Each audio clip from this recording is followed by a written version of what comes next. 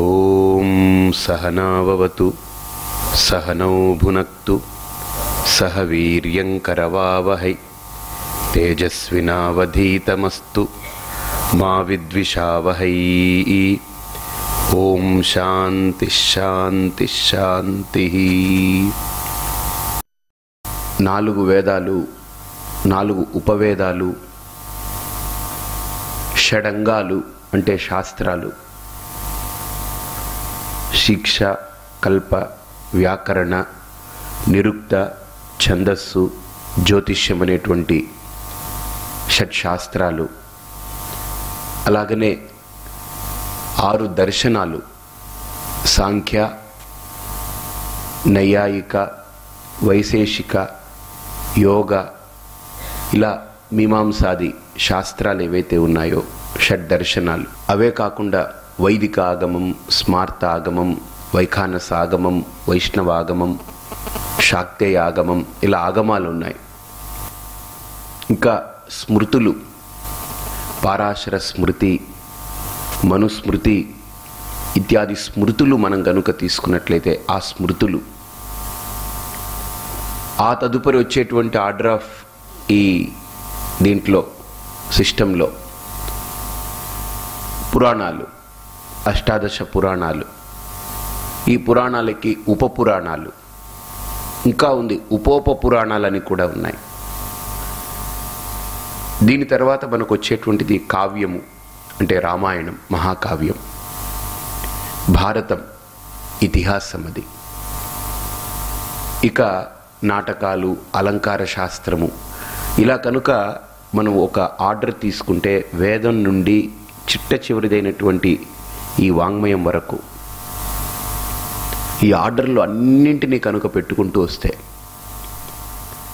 అసలు ఇంత వాంగ్మయాల నిధి ఒక మనిషి అధ్యయనం చేయడం ఒక జీవితం సరిపోదు. అసలు లభించిన మానవ జన్మే చాలా దుర్లభం. దీంట్లో వీడు ఇవన్నీ అధ్యయనం చేస్తూ పో, దీనన్నీ చదువుతూ పో అంటే వీడికి అసలు జీవితం సరిపోదు. అంటే వీడు కనుక పుట్టింది మొదలు, ఈరోజు పుట్టి భూమి మీద పడ్డాడు అని అంటే ఆ రోజు నుంచి మొదలు పెడితే ఇంకా వాడికి 100 సంవత్సరాలు అంటూ ఇచ్చి ఈ 100 సంవత్సరాలు ఏం చేయాలని అంటే వాడు పుట్టినరోజు నుంచే అధ్యయనం ప్రారంభిస్తే కానీ ఈ వాంగ్మయాల్లో కొంతవరకు వాడు అధ్యయనం చేయగలడేమో, పూర్తిగా చేయలేడు. అంటే ఇదే ధ్యేయంగా ఒక వ్యక్తి ఉండలేడు, ఇలా జరగడం కష్టం. అందుకని ఇంత అనంత రాశిగా ఉన్నటువంటి వాంగ్మయాలన్నింటినీ కనుక మనం ఒక్క అంశానికి తీసుకురావాలి అని అంటే to bring all of them into ఒక ఫోల్డ్లోకి తీసుకురావాలి. ఒక్క అంశంగా దాని గురించి మనం చెప్పుకోవాలనుకున్నప్పుడు మన వాంగ్మయాలన్నింటినీ కూడా దర్శించినటువంటి మహర్షి వేదవ్యాస మహర్షి ఆయన అంటారు, సమస్త వాంగ్మయాల యొక్క సారం 4.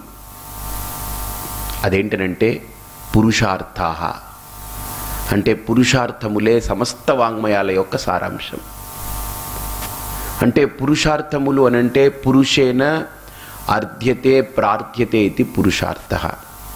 అంటే ఒక వ్యక్తిచే కోరుకోబడింది, ఒక వ్యక్తిచే ఆశించబడింది, ఒక వ్యక్తికి కావలసింది ఏమిటి అనంటే వాటిని 4గా మన వాళ్ళు చెప్పారు: ధర్మ, అర్థ, కామ, మోక్షము అనేటువంటిది. అయితే ఈ 4ని మళ్ళీ 2గా విభజించారు ఆయన. ధర్మ, అర్థ, కామములు ఈ 3ని గౌణ పురుషార్థము అన్నారు. మోక్షము అనే దాన్ని కొద్దిగా వేరుగా పెట్టి దాన్ని ముఖ్య పురుషార్థము అన్నారు.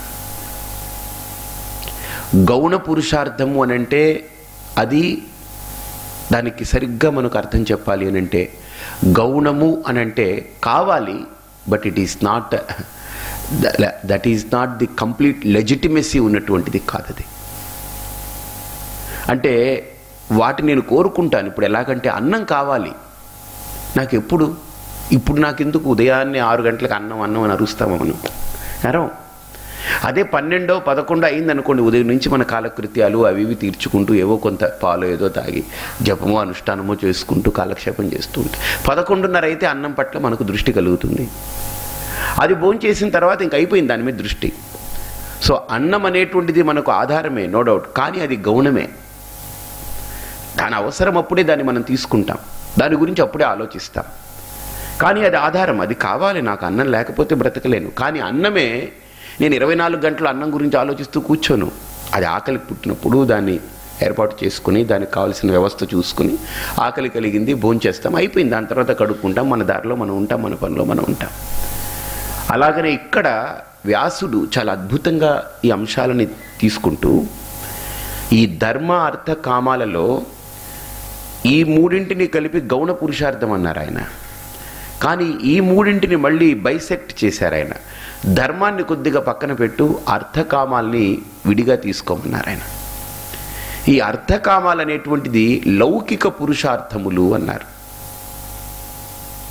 లౌకిక పురుషార్థం అర్థకామం, ధర్మము అనేటువంటిది వైదిక పురుషార్థం. బాగా చూడండి, ఈ అర్థకామాలు లౌకిక పురుషార్థాలు. అంటే నేను ఈ లోకంలో బ్రతకాలి, నా మనుగడ సాగాలి, దానికి నా మనుగడ సాగించడం కోసం నేను ఏర్పాటు చేసుకునేవన్నీ కూడా అర్థకామాలు. అంటే డబ్బు కావాలి, పశువులు కావాలి, విత్తం కావాలి, స్వర్ణం కావాలి, వస్త్రం కావాలి, భార్య కావాలి, పిల్లలు కావాలి, ఇల్లు కావాలి, ఆహారం కావాలి, సుఖంగా ఉండాలి. ఎందుకండి అర్థకామాలు నాకు అని అంటే, మనిషి పడుకున్నప్పుడు వీటి గురించి ఏం పెద్ద ఆలోచన ఉండదు, నిద్రలో ఏం ఉండదు. మేలుకున్న తర్వాత నుండి మళ్ళీ వాడు రాత్రి కళ్ళు మూసి పడుకునేంత వరకు ఈ మనుగడ ఏదైతే ఉందో, ఆ రోజు ఏదైతే మనం గడుపుతున్నామో ఆ రోజంతా కూడా ఈ అర్థకామాల మీదనే గడుస్తుంది. లేకపోతే ముందుకు వెళ్ళలేం మనం. కాబట్టి అర్థకామాలు అనేవి నేను కళ్ళు తెరిచి మేలుకున్నప్పటి నుండి మళ్ళీ కళ్ళు తెరిచి మూసి పెట్టేంత వరకు, పడుకునేంత వరకు అర్థకామాలు నాకు ఉపయోగంగా ఉంటాయి. కాబట్టి వాటిని లౌకిక పురుషార్థములు అన్నారు. అంటే ఈ లోకంలో నాకు ఉపయోగపడతాయి. అంటే లోకంలో ఉపయోగపడుతుందంటే లోకల్గా ఉపయోగపడతాయని అర్థం. As long as I am alive to this world, నేను ఈ లోకంలో మేలుకున్నప్పటి నుండి పడుకునేదాకా నాకు ఇవన్నీ ఉపయోగపడతాయి. కానీ నిద్రలోకి వెళ్ళిన తర్వాత ఇవి నాకు పెద్ద స్ఫూర్తికే లేవు, అసలు స్ఫురణకే లేవు.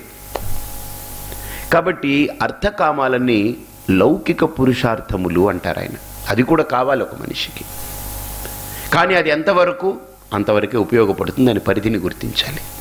కానీ ధర్మము అనేది లౌకిక పురుషార్థం కాదు, అది వైదిక పురుషార్థం. ధర్మాన్ని మనం గుర్తించాలి అని అంటే వేదమే దానికి ప్రమాణం, మన శాస్త్రములే దానికి ప్రమాణం, మన యొక్క వాంగ్మయాలే దానికి ప్రమాణం. కాబట్టి కేవలం ఈ లోకంలో మనిషి సంపాదించడం, అనుభవించడం, బ్రతికేయడం, చచ్చిపోవడం అని అంటే అది కూడా ఒక పశుప్రాయమైంది. కాబట్టి ఒక మానవ జన్మను పొందిన తర్వాత ధర్మాధర్మ విచికిత్స చేయగలిగిన వాడు మనిషి.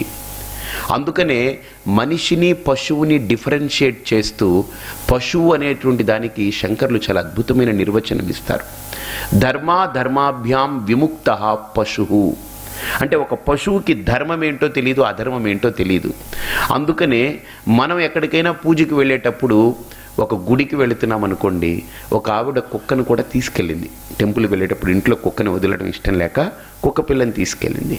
కానీ ఈవిడ గుడికి వెళ్ళేటప్పుడు ఈవిడ స్నానం చేసింది, ఈవిడ మంచి బట్టలు కట్టుకుంది, కానీ కుక్కకు స్నానం చేయించాలనే నియమం లేదు, దానికి బట్టలు వేయాలనే నియమం లేదు, దానికి బొట్టు పెట్టాలనే నియమం లేదు, జుట్టు దువ్వాలనే నియమం లేదు. కానీ ఒక వ్యక్తికి ఈ సంస్కరణ అవసరం, పశువుకి సంస్కరణ అవసరం లేదు. బికాస్ సంస్కారహీనమైనటువంటి జన్మ పశు జన్మ. ఆ రకమైన సంస్కారాలు వాటికి లేవు.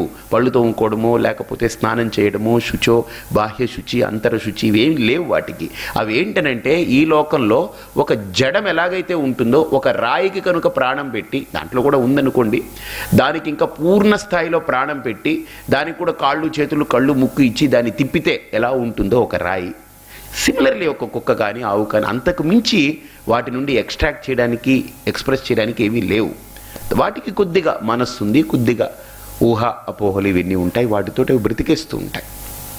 కానీ ఒక మనిషి అలా కాడు. కేవలం పశుప్రాయంతో ఏదో బ్రతకడం కోసం జీవించేటువంటి జన్మ మానవ జన్మ కాదు. ఈ జన్మని చరితార్థం చేసుకునేందుకు ధర్మము ప్రధానమైనటువంటి పాత్ర పోషిస్తుంది. అందుకనే ధర్మాన్ని ఒక వ్యక్తి పురుషార్థంగా గుర్తించినప్పుడు, వాడు నేను ధర్మాన్ని గుర్తించాలి, తెలుసుకోవాలనుకున్నప్పుడు ఈ ధర్మాధర్మ విచికిత్స ప్రారంభమవుతుంది. ఈ విచికిత్స ప్రారంభమైనప్పుడు ధర్మమేదో అధర్మమేదో నాకు తెలియచెప్పేది ఈ లోకంలో వేదమే. అందుకనే వేదో హి ధర్మమూలం, వేదమే ఈ ధర్మానికి మూలం.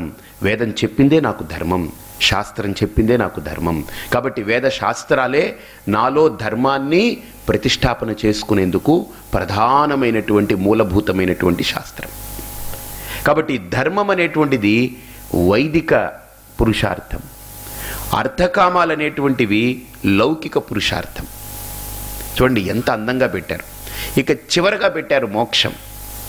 మోక్షం చివరిదే అంటే ఆఖరిదని కాదు అర్థం. అక్కడ ఒక వ్యక్తి అర్ధకామాలని గుర్తించి వాటితో పరిమితం చెందకుండా, ఓహో ఇది కేవలం జీవితానికి మనుగడకు మాత్రమే ఉపయోగపడుతుంది అర్థకామాలు అని గుర్తించగలిగిన వాడు, ధర్మం ఒకటి ఉంది, దీనికంటే మహోన్నతమైనటువంటిది ధర్మం, శ్రేష్టమైనది ధర్మం అని గుర్తించి ఆ ధర్మాధర్మ విచికిత్స చేసి తన్ను తాను సంస్కరించుకునేందుకు ఉపయోగపడుతుందండి ధర్మం. సింపుల్గా చెప్పాలంటే అధర్మము అంటే అర్థం ఏంటంటే సంస్కారహీనతను సూచిస్తుంది, ధర్మము అంటే సుసంస్కారాన్ని సూచిస్తుంది. కాబట్టి ధర్మం ఎందుకు కావాలి ఒక మనిషికి అంటే సంస్కారహీనంగా పశుప్రాయంగా ఉండేటువంటి స్థితి నుంచి సంస్కరింపబడి ఒక వ్యక్తిగా వ్యక్తిత్వ నిర్మాణానికి చేయూతనిస్తుంది ధర్మం. కాబట్టి అటువంటి వ్యక్తిత్వ నిర్మాణానికి చేయూతనిచ్చేటువంటి ధర్మాన్ని ఎప్పుడైతే నేను గుర్తించానో, ఎస్ నాకు ధర్మం గురించి బాగా అవగాహన కలిగిన తర్వాత ఇప్పుడు ఒక ఆలోచన వస్తుంది, ఎస్ ఈ ధర్మం నాకేం చెప్తుంది, నేను ఎలా బ్రతికితే ఇక్కడ ఒక సంస్కారం అనిపించుకుంటుందో, ఎలా బ్రతకగలిగితే నా ఉత్తర జన్మ కూడా నాకు ఒక శ్రేష్టత్వాన్ని ఆపాదింపబడుతుందో, వీటన్నిటి గురించి చర్చ జరుగుతూ ఉంది ధర్మ విషయంలో. కానీ ధర్మాన్ని బాగా అవగాహన చేసుకున్నటువంటి వ్యక్తి, సంస్కరింపబడ్డ వ్యక్తిలో ఒక ఆలోచన బయలుదేరుతుంది. అరే నేనుంటేనే కదా ధర్మమో అధర్మమో, అర్థమో అనర్థమో, కామమో నిష్కామమో ఏదైనా నన్ను ఆలంబనం చేసుకునే కదా ఆ నేను ఎవరు అనేటువంటి విచారణ ప్రారంభమైనప్పుడు ఇంకా అక్కడ ధర్మశాస్త్రాలు కూడా మాట్లాడవు. అక్కడ దానికి కావలసింది, ఆ ప్రశ్నకు సమాధానం ఇచ్చేది మోక్షశాస్త్రం ఒక్కటే. అందుకనే మోక్షం అనేటువంటిది చివరగా పెట్టారు. చివర అంటే లాస్ట్లో పెట్టారు, ప్లేస్ లేక అని అనుకోవద్దు. ఎవరో వచ్చారనుకోండి, ఆ లాస్ట్లో స్థలం ఉంటుందేమో చూడండి కూర్చోండి అని అంటే అది వేరు. ఇక్కడ చివరగా పెట్టడం అని అంటే చివరగా పెట్టబడ్డ అంశం చాలా అమూల్యమైన అంశం. ఎందుకు దాన్ని చివర పెట్టారు అని అంటే ఒక వ్యక్తి అర్థకామాల్ని బాగా గుర్తించి దాని లోటుపాట్లను గుర్తించి దాని పరిధిని గుర్తించిన వాడు లోకాన్ని చక్కగా అర్థం చేసుకుంటాడు. అందుకనే ఈ అర్ధకామాలను ఎక్కడ పెట్టారు చూస్తే మీరు మన యొక్క పురుషార్థాల్లో ధర్మము మొదట్లో పెట్టారు, మోక్షాన్ని ఈ చివరన పెట్టారు, ఇక్కడ పెట్టారు ఈ భాగంలో, మధ్యలో పెట్టారు అర్థకామాల్ని. ఎందుకనంటే నువ్వు మేలుకున్నప్పటి నుంచి నిద్రపోయేదాకా పనికొస్తాయి అంతే, దట్స్ ఇట్. అంతేకాదు నువ్వు పుట్టింది మొదలు చనిపోయేంత వరకు ఉపయోగపడతాయి అంతే. ఇక్కడ వాడుకోవాలి, వెళ్ళిపోవాలి అంతే బస్. నువ్వు వీటన్నిటిని అర్థకామాలను ఇక్కడ ఉపయోగించుకోవాలి, వాడుకోవాలి, ఇతరులకు ఉపయోగపడేలా చేయాలి, వెళ్ళిపోవాలి, దట్స్ ఇట్. ఇది ముందు ఉండదు, ఇది చివరన ఉండదు అని అందుకనే మధ్య. ఈ అర్థకామాలు ముందు ఉండదు, తరువాత ఉండదు, కాబట్టి ఇది మధ్యలోనే ఉంటాయి అని మన పురుషార్థ ప్రక్రియలో అర్థకామాల్ని మధ్యలో పెట్టడానికి కారణం అదే. The has no eternal value లేదు దానికి. అర్థకామాలకి ఎటర్నల్ వాల్యూ లేదు, అంటే శాశ్వత ప్రాతిపదిక లేదు దానికి. తాత్కాలికంగా ఇట్ సర్వ్స్ మై పర్పస్ టెంపరరీలీ. ఒక ఇల్లు నాకు ఒక పర్పస్ సర్వ్ చేస్తుంది, ఏదైనా సరే నాకు నా పర్పస్ సర్వ్ చేస్తుందే కానీ నాకు పర్స్యూట్ కాదది. They are purposeful things. అర్థము కామము అని అంటే నాకు పర్పస్ఫుల్ థింగ్సే కానీ నా పర్స్యూట్ అది కాకూడదు. చూడండి, గుర్తుపెట్టుకోండి, నాకు అర్థకామాలు నా యొక్క ప్రయోజనాన్ని నెరవేర్చాలే కానీ నాకు అది పరమ పురుషార్థం కాదు. కాబట్టి నాకు మోక్షమే పరమ పురుషార్థం అవుతుంది. ఆ మోక్షం గురించి నేను తెలుసుకోవాలనుకుంటే ఒక వ్యక్తి ఈ అర్థకామాల యొక్క పరిధిని గుర్తించాలి, ధర్మం యొక్క యథార్థాన్ని గుర్తించాలి. అంటే ఈ మూడింటిని తెలుసుకున్నటువంటి వ్యక్తి మాత్రమే మోక్షానికి అర్హుడవుతున్నాడు. ఈ మూడింటి గురించి తెలుసుకోకుండా వీటి పట్ల అవగాహన లేకుండా ఏదో బ్రతికేసి మోక్షం మోక్షం అని తాపత్రయపడితే అందుకనే మనకు మోక్షం అర్థం కాదు. ఎంత జ్ఞానాన్ని మనం పొందుతున్నా, ఎన్ని శాస్త్రాలు చదివినా మనకు లోపలికి వెళ్ళినట్టే వెళుతుంది, ఏమీ అక్కడేం పని జరగదు అక్కడంతే. కాబట్టి ధర్మ, అర్థ, కామాలనేటువంటి పరంపరలో ఈ మూడింటిని బాగా అవగాహన చేసుకుంటే కానీ మోక్షం అనేది ప్రస్తావన, ప్రసంగము అర్థం కాదు. అందుకనే ఈ మోక్షాన్ని ఏమన్నారు అనంటే అర్ధకామాలని లౌకిక పురుషార్థములు అన్నారు, ధర్మాన్ని వైదిక పురుషార్థం అన్నారు, మోక్షాన్ని ఆత్మ పురుషార్థం అన్నారు. గుర్తుపెట్టుకోండి, మోక్షాన్ని మాత్రం ఆత్మ పురుషార్థం అన్నారు. అంటే నన్ను నేను ఉద్ధరించుకునేదానికి ఈ లోకంలో ఒక మోక్షమే మార్గం, రెండో మార్గం లేదు. నాణ్య పంథ అయనాయ విద్యతే, ఒక జ్ఞానమే దానికి ఆలంబనం. అందుకనే భగవద్గీతలో కూడా కృష్ణుడు నహి జ్ఞానేన సదృశం పవిత్రమిహ విద్యతే ప్రత్యక్షావగమం ధర్మ్యం సుసుఖం కర్తుమవ్యయం. అంటే ఒక జ్ఞానమే మోక్షానికి ఆలంబనం, ఆ జ్ఞానం లేకపోతే ఇంక లేదు. కాబట్టి ధర్మాన్ని తెలుసుకున్నప్పటికీ కూడా ధర్మం అనేటువంటిది దానికి ఒక పరిధి ఉంది. అది ఎటర్నల్ వాల్యూ లేదు ధర్మానికి, దానికి కొంత దీర్ఘకాలికమైనటువంటి వాల్యూ ఉంది. ఎందుకని? ధర్మం అనేది నాకు ఒక ఫలాన్ని ఉత్పత్తి చేస్తుంది. నేను ధర్మాచరణ చేస్తే అది పుణ్యం కనుక పుణ్యం నాకు ఒక ఫలాన్ని ఇస్తుంది. ఆ ఫలం ఎంతవరకు ఉంటుంది? తాత్కాలికం. కాబట్టి ధర్మం కూడా గొప్పదే. అర్ధకామాలు అనేటువంటివి, ధర్మము అర్ధకామాలని దగ్గర పెడితే అర్ధకామాలు ఇప్పుడు అనుభవించేస్తాం పోతుంది. ధర్మానికి ఇంకొంత దీర్ఘకాలం ఉంటుంది ఉనికి, కానీ దీర్ఘకాలం ఉంటుందే కానీ శాశ్వతం కాదు. కాబట్టి మోక్షః ఏవ శాశ్వతః, మోక్షః ఏవ ఆత్మపురుషార్థః. అంటే ఒక వ్యక్తిగా నేను కోరుకునేటువంటి మోక్షం అనేటువంటిది, అంటే నన్ను నేను ఉద్ధరించుకునేదానికి ఈ లోకంలో మార్గం ఒక్క మోక్షమే, ఇంకా రెండోది లేదు. అందుకనే మన వాంగ్మయాలన్నింటినీ కూడా బాగా పరిశీలనలోకి తీసుకుంటే అన్ని వాంగ్మయాలని 4గా తీసుకొచ్చారు. ధర్మశాస్త్రము ధర్మానికి, అర్థశాస్త్రము అర్థానికి, కామశాస్త్రము కామానికి, మోక్షశాస్త్రము మోక్షానికి. 4ంటికి 4 శాస్త్రాలు ఉన్నాయి మన దగ్గర.